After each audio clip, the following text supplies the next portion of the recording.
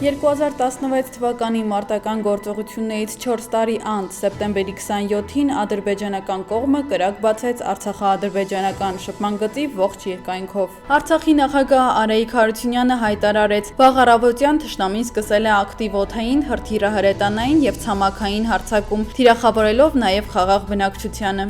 Որևէ մեկը վեճ զոհավ, վեճ կորուստավ, վեճ վիրավորավ թող չուսատվե։ Պատերազմն հայտարար, պատերազմը ստնականն։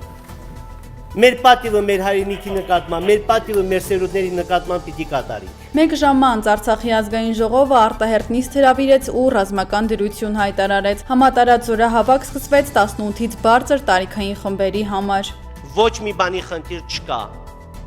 Առողջ քաղաքական աշխարհը մեծ հետ է լինելու։ Մեծ հետ է լինելու, որտեղ դա է պահանջում մարդասիրության կանոնները, Աստծո հավատող ժողովուրդներն են առաջնորդվելու այդ սկզբունքով, որովհետև մենք Աստծո առաջ արդար ենք, մենք պատերազմ չենք հրահարել, մենք երեխա չենք սպանել։ Հայկական կողմը հայտարարեց, մարտերը բավականին թեժ են, հակառակորդը շատ տեղերում հետ է շպրտվել եւ զգալի կորուստներ է կրել։ Միևնույն ժամանակ տեղեկացանք, որ լարվածությունը տեղափոխվել է հայ-ադրբեջանական սահման։ Հայ-ադրբեջանական սահմանի ոչ ամբողջ երկայնքով են լարվածությունը։ Այսօր առավոտյան ադրբեջանական զինված ուժերի հրթիռահրետակոծության գործողությունների ընթացքում, որոնք հիմնականում ուղղված են եղել Արցախի ուղղությամբ, նաև եղել են հարվածներ Վարդենիսի ուղղությամբ Հայաստանի Հանրապետության տարածքին։ 12:30-ին Հայաստանում ռազմական դրություն ու ընդհանուր զորահավաք հայտարարվեց։ Այնուհետև Հայաստանի վարչապետը ուղերձով հանդես եկավ։ Ադրբեջանի բռնապետ իշխանությունները պետք է հասկանան, որ անհնարին է ծնկի բերել հայ ժողովրդին։ Մենք մեր հազարամյա պատմության ընթացքում ունեցել ենք բազմաթիվ վճռորոշ պահեր եւ հաղթահարել բազում դժվարություններ։ Օրվա երկրորդ կեսին մենք ենք մեր սահմանները, բոլորս Արցախի համար խորագրով համազգային դրահամավակ արշավ սկսվեց, իսկ արդեն 22:00-ին Արցախի Հանրապետության նախագահը ասուլիս հրավիրեց ու տեղեկացրեց, հակառակորդի ձեռագիրը նույնն է, ինչ ապրիլյանի ժամանակ էր, սակայն մասշտաբները անհամեմատելի են։ Արցախի դեմ կռվում է ոչ թե Ադրբեջանը, կռվում է Թուրքիան։ Ոչ միայն անօթաչու,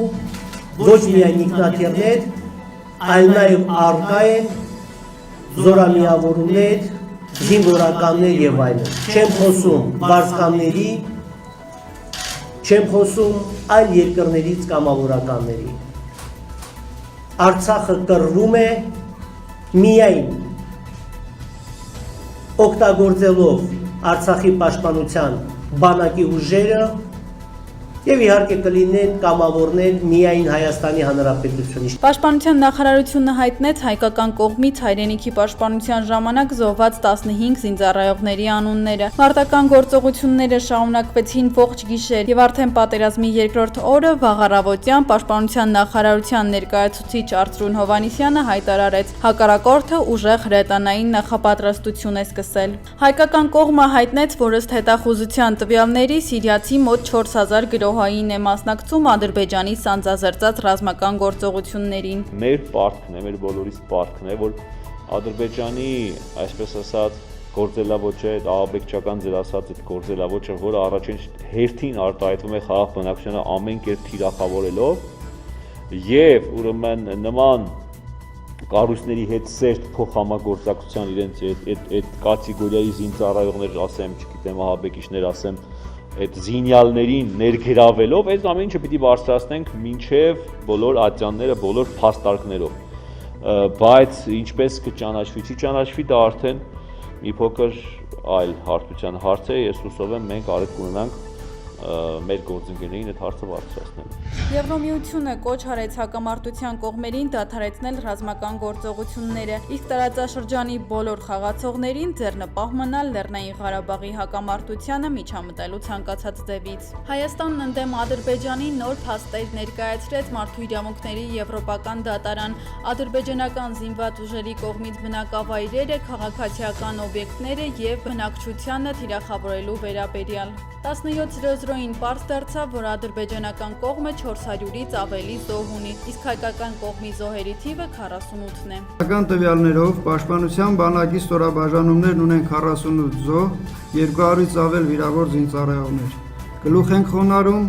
բոլոր նահատակվածների հիշատակի առջև եւ խորապես հավակցում ենք բոլորի հարազատներին, ընտանիքի անդամներին, իսկ մեր վիրավորներին ցանկանում ենք շուտապույտ ապաքինում եւ վերադարձ շարունակելու իրենց սրբազան պարտքը։ Օրվա ավարտին պարզ դարձավ, որ հայկական բանակն ունի 58 զինծառայողի կորուստ, խաղաղ բնակիչների շրջանում զոհերի թիվը 4-ն է։ Պատերազմի երրորդ օրը Արծրուն Հովհաննիսյանը Facebook-յան էջում լուսանկար տեղադրեց ու տեղեկացրեց, որ Վարդենիսում քաղաքացիական ավտոբուս է այրվում անօդաչու թռչող սարքի հարվածից, ապա պարզ դարձավ, որ հրետակոծվում են նաև Վարդենիսի գյուղերը։ Երբ որ Ադրբեջանը հասցրեց մասսայական օդային եւ հրետանային հարված, այդ օրն էլ Վարդենիսի ուղղությունը թիրախավորվել էր եւ ինչ որ նոր ճակատ բացել նոր խոսակցությունը նոր չի ճակատ բացելու մասին, այլ առաջին իսկ օրվանից այս ճակատը օգտագործվել է իրենց կողմից։ Նոր ուժերի կուտակման մասին չեմ կարող որևէ բան ասել, ես կարծում եմ, որ ուժերի կուտակման եւ նմանատիպ գործողությունները իրենց բնույթով արդեն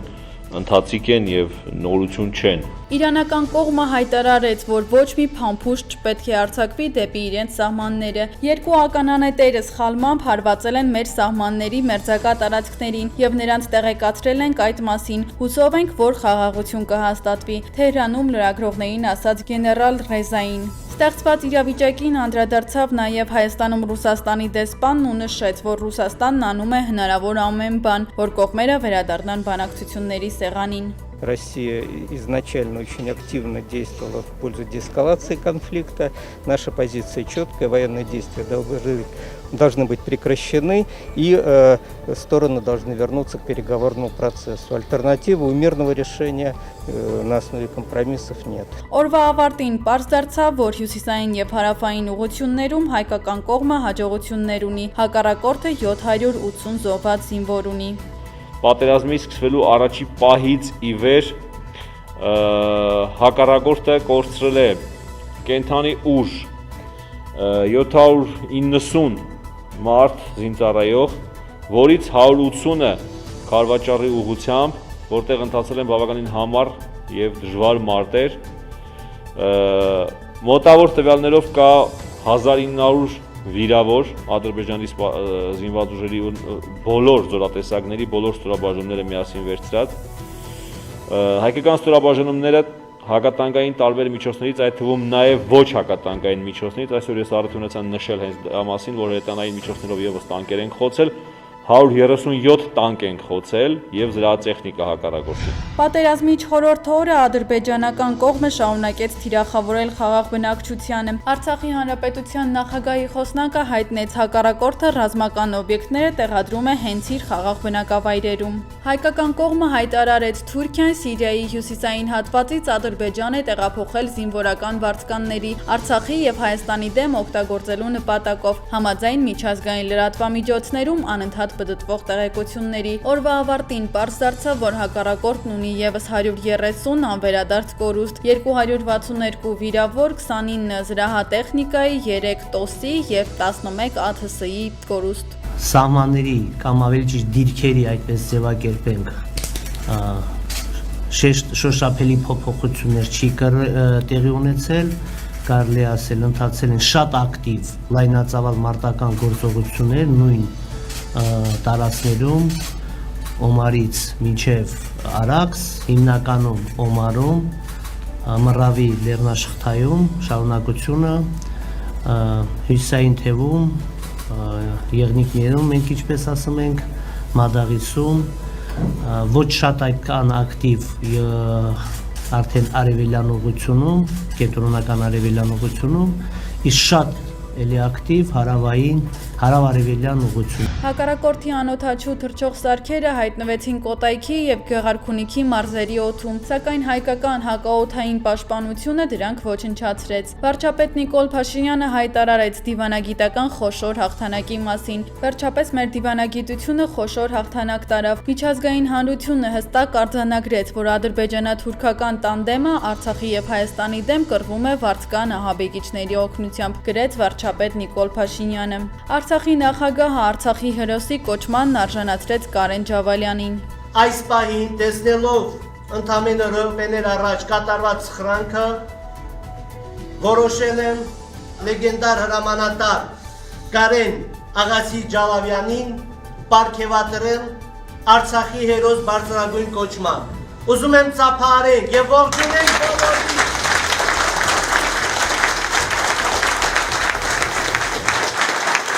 Հակառակորդը թիրախավորեց ԶԼՄ ներկայացուցիչներին, վիրավորվեցին 24 News-ի լրագրողը, Արմենիա հեռուստաընկերության օպերատորն ու ֆրանսիացի 2 լրագրողներ։ Արցախի հանրապետության նախագահ Արայիկ Հարությունյանը Ղարաբաղ տելեկոմի կառավարման լիազորությունները սահմանափակեց, դրանք վերապահելով Արցախի հանրապետության էկոնոմիկայի եւ արտադրական ենթակառուցվածքների նախարարությանը։ Մինչև հունվարի 1-ը կապի ոլորտի բոլոր ծառայությունները դարձան անվճար։ Արցախում հրետակոծության տակ ընկավ ռուս եւ հայ լրագրողներով ու ամերիկացի կամավորականներով միկրոավտոբուսը։ Օրվա ավարտին պարզ դարձավ, որ հակառակորդի հրետակոծությունների արդյունքում խաղաղ բնակչության շրջանում եւս տուժածներ կան։ Արցախի նախագահ Արայիկ Հարությունյանը մեկնեց առաջնագիծ։ Հատուկ նշանակության ստորաբաժանումների հետ այժմ մեկնում եմ առաջնագիծ։ Իմ բաժին պարտքը մղելու, քանզի ես արդեն առաջնագծում ավելի արժեքավոր կլինեմ, քան թիկունքում։ Facebook-յան էջում գրեց նախագահը։ Վարչապետ Նիկոլ Փաշինյանը հայտարարեց, այս ամենի ավարտը բացառապես հաղթանակն է։ Սիրելի ժողովուրդ, Հայաստանի Հանրապետության հպարտ քաղաքացիներ, Արցախի Հանրապետության հպարտ քաղաքացիներ, Սփյուռքի հպարտ հայություն, սա մի նոր սարդարապատ է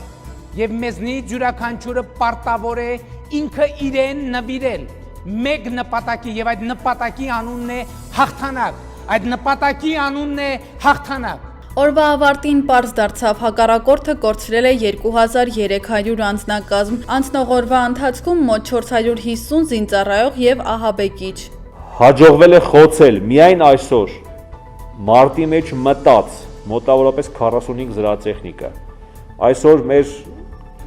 զորքերին հաջողվել է նաև մարտի մեջ չմտած երթի ընթացքում կամ այլ պրոցեսի ընթացքում գտնվող շուրջ 8-9 տասնյակ զրահատեխնիկա խոցել հեռահար կրակով։ Սա աննախադեպ հաջողություն պիտի համարենք։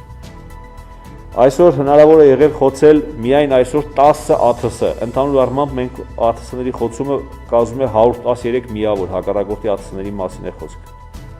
Հակառակորդի ընդհանուր զրահատեխնիկայի կորուստը արդեն կազմում է 250 միավոր։ Միայն այսօր խոցվել է 3 սմերջ կայան։ Այսօր խոցվել է 3 ինքնաթիռ։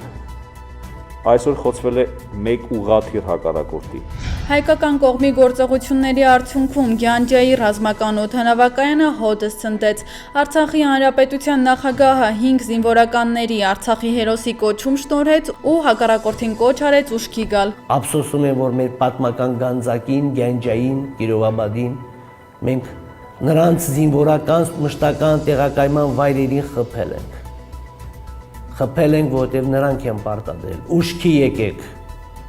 եկեք, որտեղ շարունակելու ենք այլ քաղաքների եւ եթե անհրաժեշտություն լինի ավելի մեծ քաղաքների։ Այդ կրակը եղել է նախազգուշացման կրակ։ Իդեպ հրամայել եմ դադարեցնել որոշ ժամանակ խոշոր քաղաքների վրա հրթիռային եւ հրետանատոծությունը, ժամանակ տալով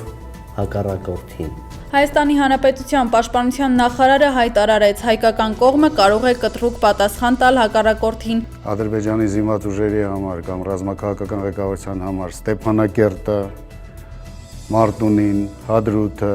Մարտակերտը, այլ բնակավայրերը դա թույլատրելի մարտական գործողությունների անցկացման վայր է մեր պաշտպանական բանակի Արցախի զինված ուժերի արեստավար հմուտ ստորաբաժանումները շատ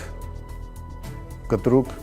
պատասխանում են եւ Ադրբեջանի համար սարսափելի հետևանքներ են լինելու։ Օրվա ավարտին պարզ դարձավ, որ հակառակորդն ունի 700 վիրավոր, 400 զինծառայողի, 13 զրահատեխնիկայի, 3 ինքնաթիռի եւ 1 անօդաչու թռչող սարքի կորուստ։ Գանջայի պատմական Գանձակ քաղաքի օդանավակայանին հասցված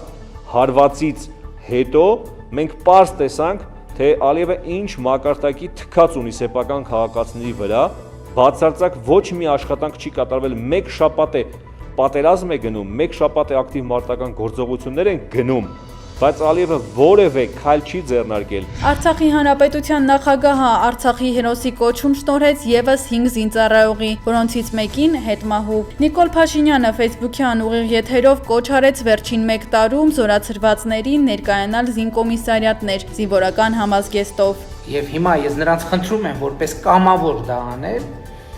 ես խնդրում եմ նաև նրանք, ովքեր իրենց հետ ունեն հագուստ զինվորական, ձմեռային բաճկոն, եթե հանկարծ այլ մարդիկ ունեն սաղավարտ, զրահաբաճկոն, նաև այս մարդկանց խնդրում եմ, որ իրենք դա որևէ ձևով ուղարկեն եւ կենտրոնացնեն կենտրոնական հավաքակայան։ Օրվա ավարտին պարզ դարձավ, որ հարավում հակառակորդը 200-ից ավելի զոհ է տվել։ Գերագետ գործողություններով հակառակորդին կարողացել են ուրեմն մեծ կորուստներ պատճառել եւ հետ շպրտել, մոտավորապես 200 եւ ավելի զոհ են տվել միայն հարավային ուղղությամբ միայն այսօրվա մարտերի ընթացքում։ Մարտերը բավականին թեժ են եղել, բայց մեր կողմից կատարվել է շատ գերագետ խուսավարում։ Ջավախցիները խոշոր ցույց իրականացրին Ախարքյալաքում, նշելով, որ Ջավախն Արցախի հետ է։ Իրավիճակն Արցախում շարունակում է կայուն լարված մնալ։ Պաշտպանության բանակը բոլոր ուղղություններով նոր կորուստներ է պատճառում թշնամու ահաբեկչական զորամիավորումներին։ Դիրքային որոշակի հաջողություններ ունենք, հայտնեց Արցախի հանրապետության նախագահի խոսնակը։ Օրվա ավարտին հայտարարվեց ցերեկվա ժամերին մարտերը հատկապես թեժ են եղել հարավային ուղղությամբ։ Հակառակորդը հարձակման փորձ է կատարել Արաքս գետի երկայնքով։ Ցերեկվա ժամերին նորից թեժացան մարտերը հատկապես հարավային ուղղությամբ, հակառակորդը նորից հարձակման փորձեր կատարեց լայնածավալ Արաքս գետի երկայնքով, ուրեմն կիրառելով հրետանային միջոցներ, զրահատեխնիկա, հետևակ, շարժական խմբեր եւ այս կազմի հետ գործում են նաեւ ոչ Ադրբեջանի զինված ուժերի ենթակայության գործող զինծառայողներ։ Արցախի պաշտպանության բանակի փայլուն իրականացրած գործողությունների արդյունքում ադրբեջանական բանակի կենսական կարևորության նավթամթերքի հերթական մեծ պահեստը ոչնչացվեց։ Արծրուն Հովանիսյանը հայտարարեց. խոցված նավթամթերքի պահեստի հետ օդ են բարձրացել մոտոհրաձգային գումարտակի, հրետանային դիվիզիոնի եւ հատուկ նշանակության ջոկատի ամբողջական ուժեր։ Օրվա ավարտին հայկական կողմը հայտնեց. ամենահամեստ հաշվարկներով հակառակորդը կորցրել է 260-ից 280 զինծառայող, 60-ից 80 զրահատեխնիկա է խոցվել։ Մեր պատմության մեջ, այո, իրենց ոսկե ու հաստ տարերով գրվելու են այս օրերի կոնկրետ մի քանի օրերի եւ այսօրը եւս ընթացող մարտական գործողությունները եւ հերոսությունները։ Դրանք մեկը չեն, երկուսը չեն, դրանք շատ են եւ խնդրում եմ ուղղակի մի փոքր համբերություն եւ մեր հետաքրքրասիրությունը ուղղակի չխանգարի մարտական գործողությունների ընթացքին։ Շուշիի Սուրբ Ղազան Չեչոց եկեղեցին երկու անգամ թիրախ դարձավ ահաբեկիչների կողմից։ Եկեղեցու ուղղությամբ երկրորդ հարվածը եղավ այն բանից հետո, երբ Արցախի հանրապետության նախագահը գրառում կատարեց, թե Արցախի հանրապետությունը կվերանորոգի եկեղեցին։ Շուշիում եկեղեցու մոտ հրետակոծության արդյունքում վիրավորվեց արտասահմանցի լրագրող։ Օրվա ավարտին Արծրուն Հովանիսյանը հայտնեց, համառ մարտեր են ընթանում հատկապես հարավային ուղղությամբ։ Ռուսական կողմի նախաձեռնությամբ Հայաստանի եւ Ադրբեջանի արտաքին գործերի նախարարները 11 ժամ շարունակ բանակցություններ անցկացրին, որի արդյունքում որոշվեց հոկտեմբերի 10-ից ժամը 12-ից հրադադար հաստատել մարդասիրական նկատառումներով։ ԵԱՏՄ-նիստին վարչապետն անդրադարձավ Արցախում ստեղծված իրավիճակին ու նշեց. Сегодняшнее заседание проходит в трудные для Армении времена. 2 недели как не прекращаются бои по всей линии соприкосновения в Нагорного Карабаха с Азербайджаном с применением всех видов современного вооружения. Города и села, а также объекты гражданского назначения и инфраструктура Нагорного Карабаха и Республики Армения находятся под артиллерийским и ракетным обстрелом. Есть множество убитых и раненых, в том числе и среди гражданского населения.